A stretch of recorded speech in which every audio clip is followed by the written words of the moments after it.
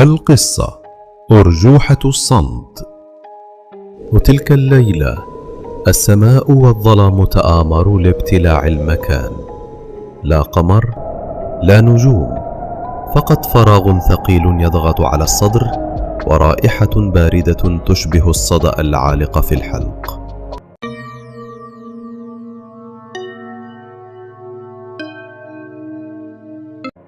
إيقاع معدني يتردد في الحديقة المهجورة، كأن أرجوحة تتحرك وحدها وسط سكون مميت. وبين هذا الإيقاع همسات أطفال مشوشة متقطعة، وكأنها تصعد من أعماق بئر جاف.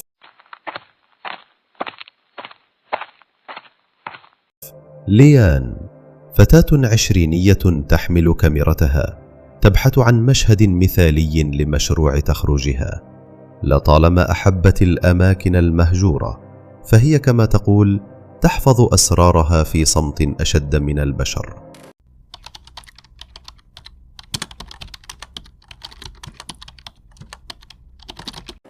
أثناء بحثها وجدت صورة باهتة لحديقة متهالكة. خلف الزحليقة ظل صغير بعينين بيضاء بالكامل. أسفل الصورة تعليق قديم: بعد الغروب المكان لا يرحب بأحد. أساطير، لكنها مثالية لعدستي.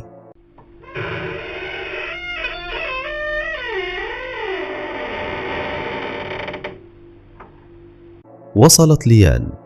البوابة نصف مفتوحة، صدئة وكأنها لم تتحرك منذ سنين. الهواء ثقيل، ورائحة التراب المبلل ممتزجة برائحة معدنية نفاذة أقرب للدم الفاسد.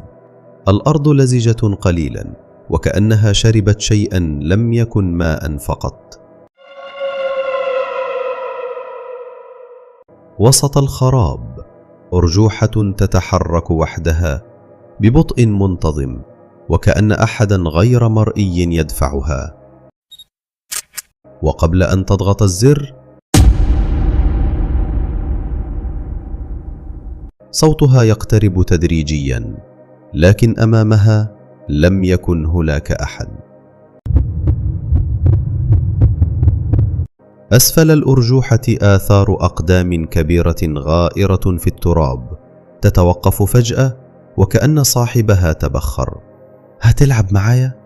طفلة بفستان أبيض متسخ، شعرها الأسود الطويل يغطي نصف وجهها، والحبال تمر من داخل جسدها الشفاث. عيناها فارغتان من البياض، لا حياة فيهما.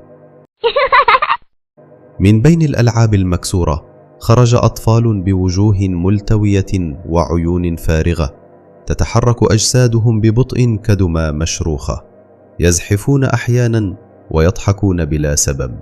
امشي قبل ما يجي.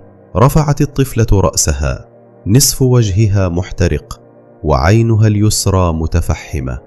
كنا بنلعب لحد ما جه، مسكنا واحد واحد وبعدين ولع وشي. من بين الظلال كائن ضخم بلا وجه، رأسه مغطى بخرقة دامية، وفي يده سلسلة تتدلى منها ألعاب مكسورة.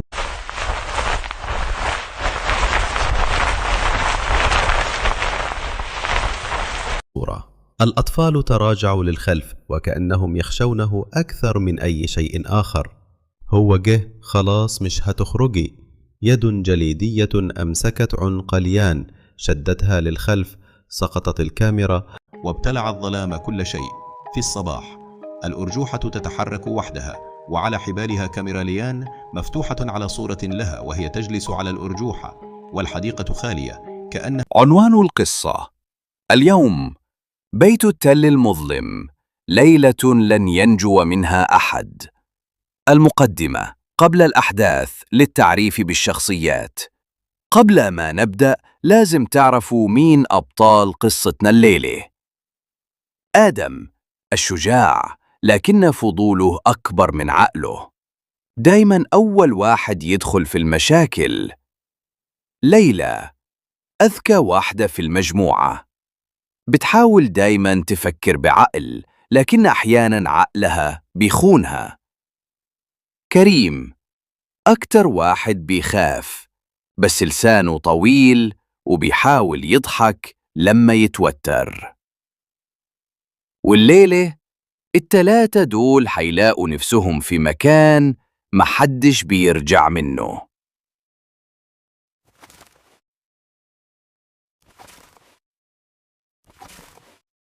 أهو بيت التل المظلم، شايفين حجمه؟